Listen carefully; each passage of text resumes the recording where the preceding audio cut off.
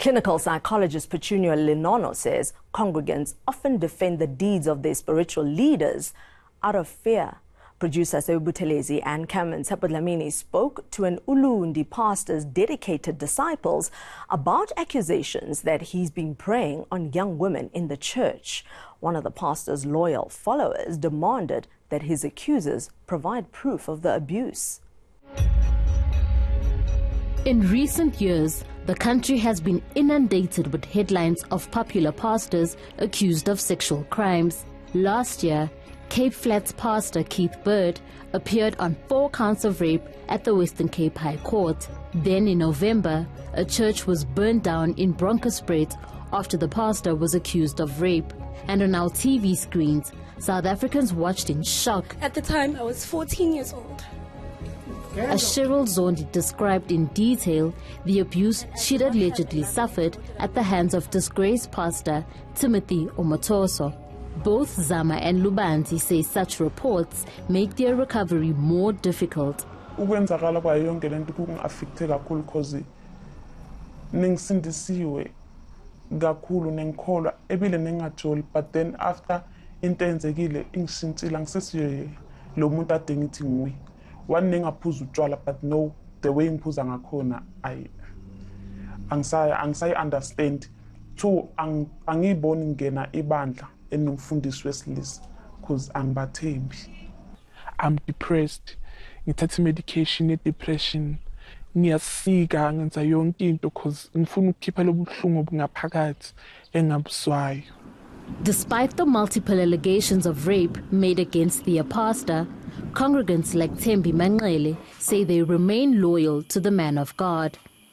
Futhi njengoba ngimdala nje ngamakhulula ngathi mina laba bantwana laba basesontweni uma kunento engabaphathi kahle abongitshela mina ngizukutshela umuntu ngizoguqa ngedolo ngithandaze kodwa akakaze kufike umuntu kimi ozokhuluma ngalona ngizwa emaphepheni nje kuphela. She says if he was indeed a rapist, why then has he not raped her?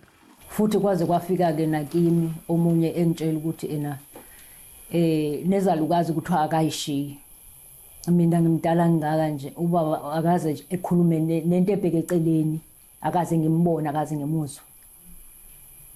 Noma kuphuma inkonzo ebusuku uyangithatha azongibeka la embilani. Akaze akhombisa ukuthi ukhona into mhlambe ayibukayo kimi. Ungibuka njengengane yakhe ufanele ayikhokhele ukuthi ikhonze uThixo.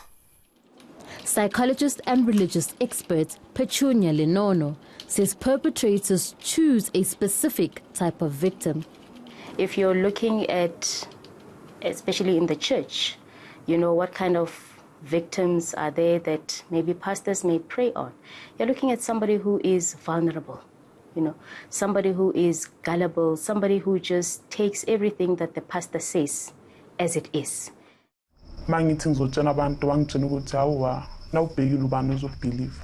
Ucansi unkosikazi wami uzobelieve wena more than mina. Ibandla lizokholwa wena wathi khonakala kanjalo. Remember that spirituality and religion is all about God. It's all about the divine. It's all about the sacred beings. So the pastor is actually glorified. He is seen to be the God, you know, and because people need to relate to something or someone, then they see the pastor as being that God. And as a God, you cannot do anything wrong. Zakhele Nchapega is a youth leader. He has been with the church since its inception in April 2010.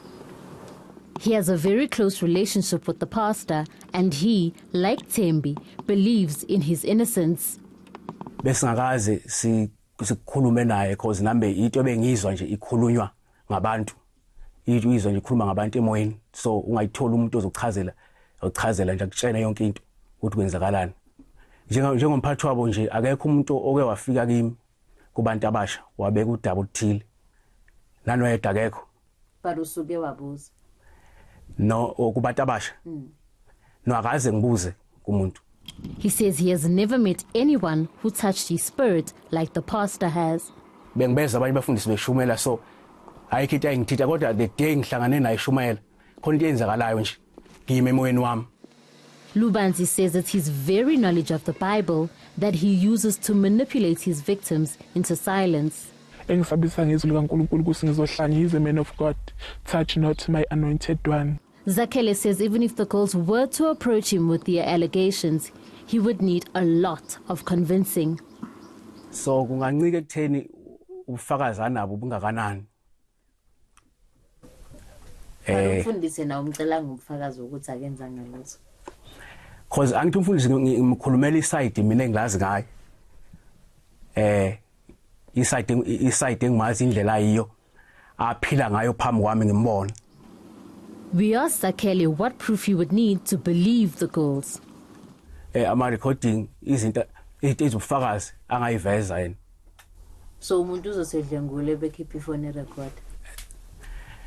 No. Lokho ngicabanga ukuthi